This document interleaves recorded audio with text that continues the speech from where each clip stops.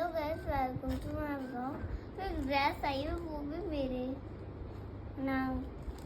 नाम से। तो देखते हैं इसमें क्या निकलता है। तो निकालती हूँ।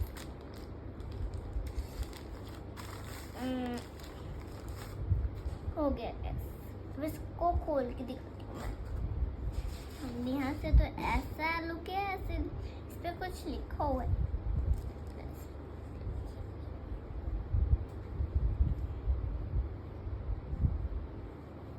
ये देखो गाइस, ये पीछे का लुक है।